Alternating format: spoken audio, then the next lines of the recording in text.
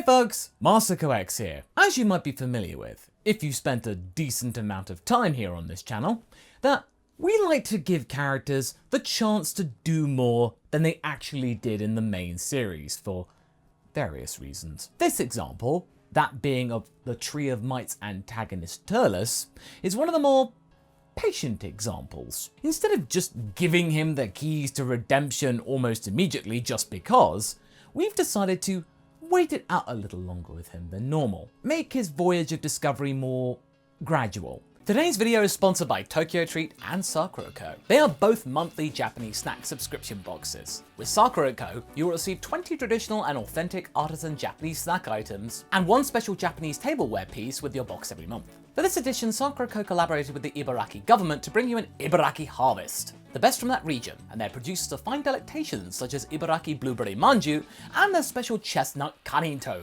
Ooh, I like that one. After you're finished, you'll be eager to visit the prefecture and learn more, which you can also achieve by the included guidebook packed full of context and allergy information. And for the Tokyo Treat box, you will receive up to 20 exclusive limited edition and seasonal snacks from Japan. This month brings a limited edition Halloween themed box and a more spooky experience with some spooktacular snacking, starting with this specially designed book and a lovely shaded purple box. And this box is jam-packed with treats like classic Kit Kats, this time sweet potato flavored, and Tokyo Treat special Tokyo Layer Loaf flavored, this time with maple pumpkin. Delish. By the way, Tokyo Treat has a free giveaway for Halloween where you can win prizes and even a free Tokyo Treat box. Link is included in the description below. I've been receiving these boxes for quite a while now, and I can say that they are an absolutely fantastic way to experience Japan, and they will give you everything that you enjoy about Japan and much more. You can go to my Up on the Lookout channel to find more about these treats where I try them in great detail, or you can go ahead and get $5 off your first MasakoX or Tokyo Treat box by using the code MasakoX at checkout or via the links in the description below. Thanks once again to Tokyo Treat and MasakoX for sponsoring today's video. Now let's get back to it. In the last part, Turles was going through the motions in regards to his training for the androids. He had managed to muddle through with Vegeta's gravity training for a decent period, but he then confided in Gohan that he would rather be forging his own path in terms of gaining power. Neither Goku or Vegeta's methods of gathering strength were his ideal cup of space tea. He found comfort in Gohan and even in Piccolo. These two were alright. Turles was able to showcase, surprising even himself, that he had managed to absorb a lot of knowledge from Goku and Vegeta without even realizing it. It was just osmosis. Let's resume. After the events of this battle had eased up in terms of their intensity, Turles realized that that very wholesome act of solidarity meant that the team that he had wished well for had pretty much fallen apart. That made him feel very conflicted in a way, but he chose not to show it. Granted, he was pleased to have maintained loyalty with most of his men. He had been worrying about whether they felt betrayed, but not the case. But he would rather them be independent instead of clinging onto his coattails. But Almond, Lacazette and Razin were not that bothered about that. They had willingly decided of their own volition to stay behind on Earth with their former leader. Almond explained to Turles that things had been quite tense as of late aboard ship with Dai's in charge. I hate to say it, my friend, but Dai's practices were not nearly as elegant as yours. I would never describe him as mighty, like you, the mighty Turles. I would describe him more as, desperate. Desperate Dai's. Has a ring to it. Looks like he has desperate days ahead of him after that shocking display. Amon chuckled back. I feel much better already. Much more relaxed. Dai's can keep that rust bucket for all I care. Hey, poked Turles. I chose that ship. That's a classic. The Beam Bros joined in the banter, and the mood slowly relaxed. But be careful, Turles. Desperate Dai's might call for desperate measures. Although the general mood had soothed itself a little, it was nevertheless kinda hard for the trio to properly adjust in the first few months, as the Dragon team were not particularly trusting of them. You know, to be fair, they had tried to come and take Turles away. He had to actually convince Goku and Vegeta a lot that these guys were on the level. That this wasn't some blind act of loyalty, that they had genuinely wished for something a little less frenetic. They chose to come here.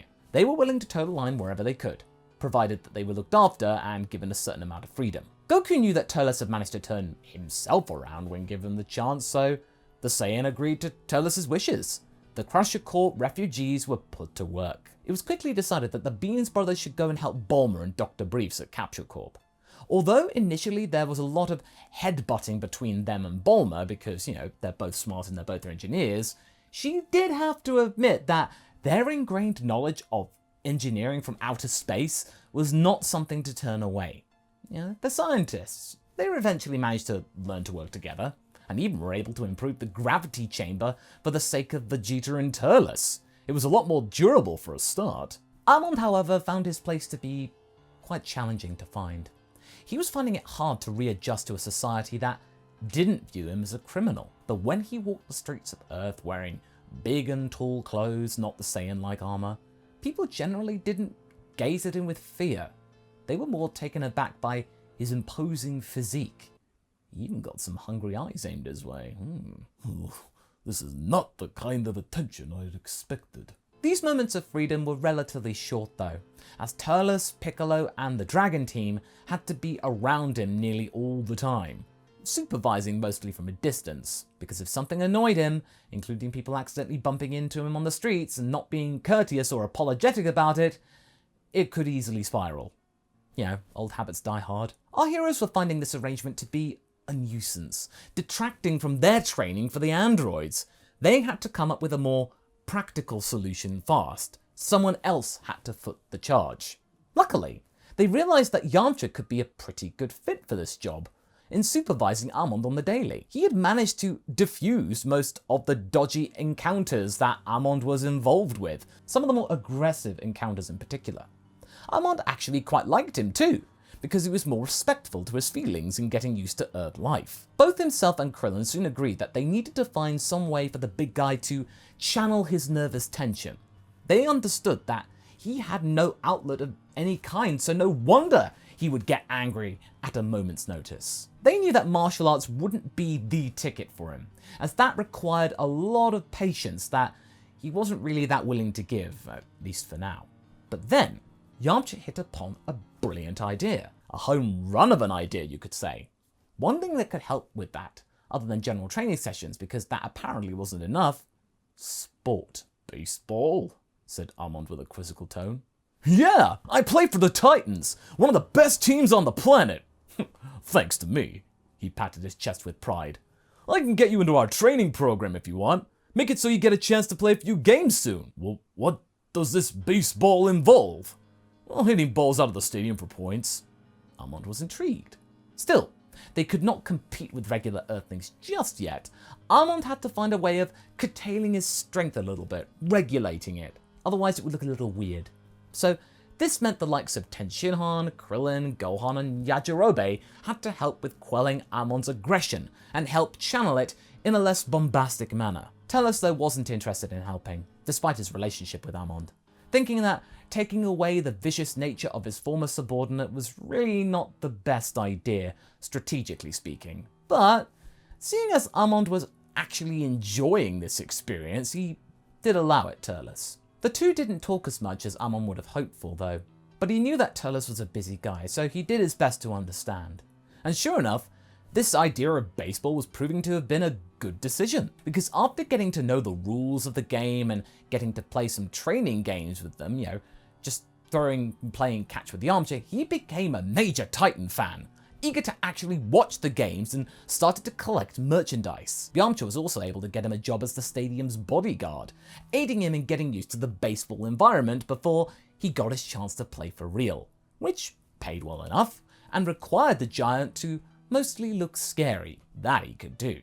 Needless to say, the two of them became good friends, or at least comrades. Armand was determined to do good so he could join the senior roster someday and play alongside Yamcha. Turles wasn't really talking with his previous crew, mostly because he was focused more on training and trying to find his own path in becoming a Super Saiyan. He was happy that they were ingratiating themselves with the Dragon Team fairly well, but he was in no way inclined to be buddy-buddy with them at the moment, because neither Kakarot or Vegeta's methods were proving to be particularly useful and it started to get to him, despite other facets of their styles winning out, as proven with his fight with Dai's.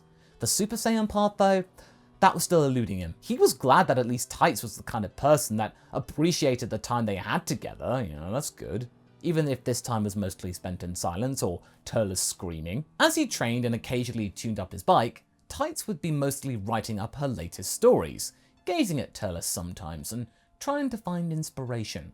For her, he was her muse, to some extent. She could, of course, figure out that something was on Turles' mind, which ultimately prevented him from transforming. She figured out that the visit of that mysterious future boy had something to do with it. It had strengthened Turles' resolve, and also his frustration. It wasn't the best of meetings. One day, when Turles had struggled yet again to tap into this power, he had slammed the ground hard, causing his bike to topple over, cracking the wing mirror. He cursed this. "You can't let it go, huh, golden boy? If that future upstart could do it, then so can I. It's inevitable, damn it!" "Maybe it's a once-in-a-generation deal?" Turles looked at her, scowling. "That ain't helping, Tights." "What? It could happen. But hey, you do you. I don't know. So far, Vegeta seems to be as far away from this form as I am. Well, that's something, I guess. But maybe he really is having that whole pure heart type of thing. Can't say that about me." Tights sighed. "I don't know. Sounds a bit cheesy to me." "What does this have to do with dairy products?" No, it's an expression, dummy.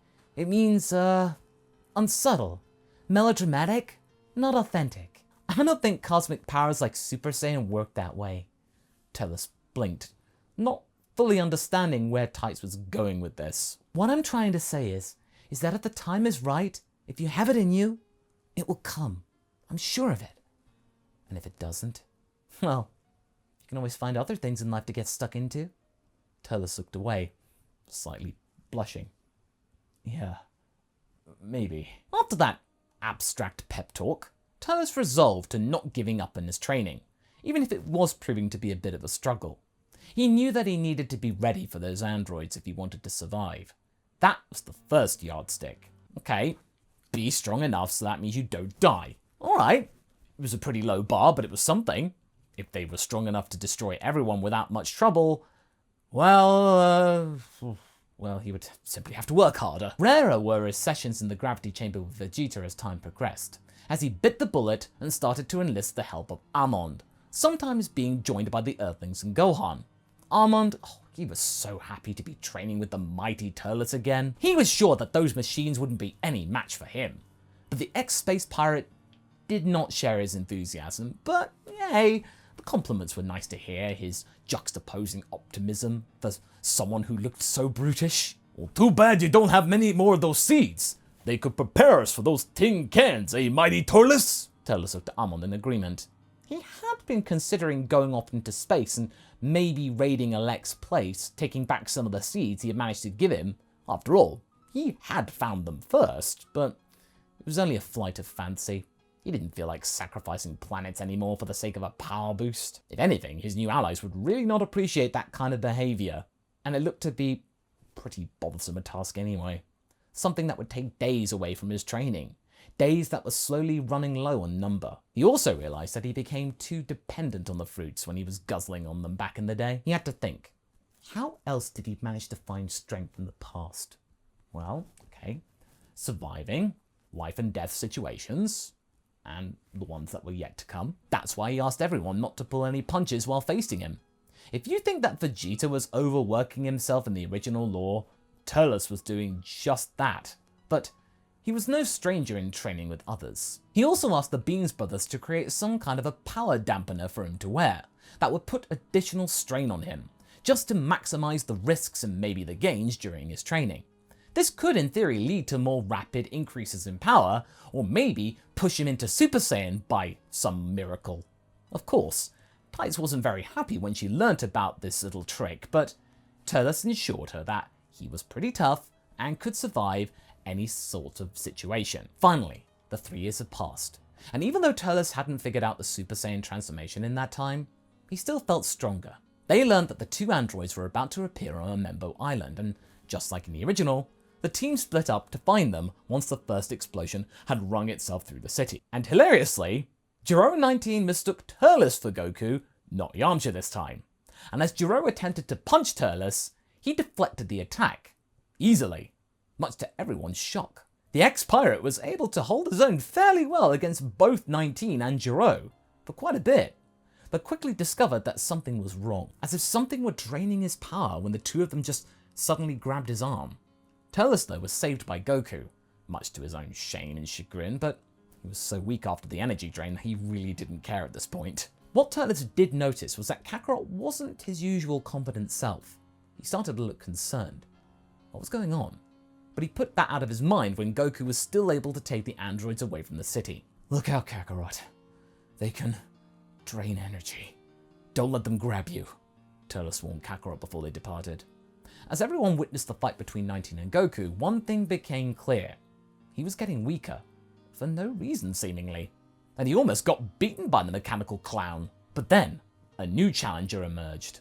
It was Vegeta, and to Turles' shock and utmost disbelief, it seemed that he had managed to unlock the secret of Super Saiyan. Turles and the others watched in awe how the prince was preparing to face the android. And that's where we're going to be leaving things for right now. If you like the story where a Saiyan turned good, check out this story here where the spiky-haired guy Vegeta did the opposite. And as always, I'll see you in the next video. Catch you later!